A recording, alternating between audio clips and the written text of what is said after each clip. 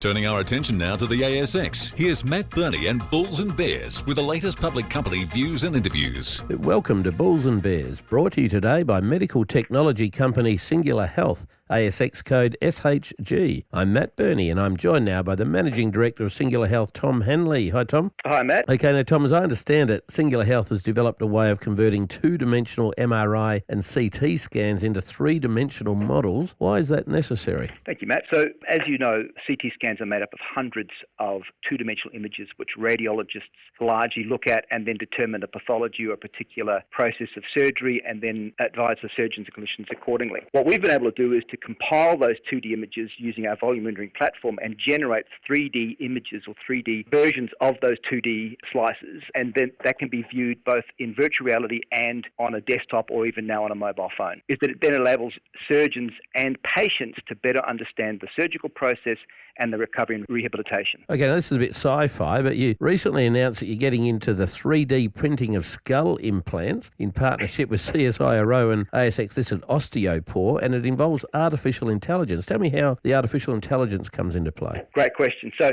now that we can volume render 2D CT scans, our software can now go through and segment and create what we call computer design files of those 2D files. And from there, you look at something as complex as a skull, a very, very complicated 3D structure of a skull. Everyone's skull is different. And then you look at patients who require implants. That might be due to cancer or stroke or trauma. And those processes can take about 3 hours to design the implant. With our artificial intelligence tool, we can now design those implants in less than 4 minutes.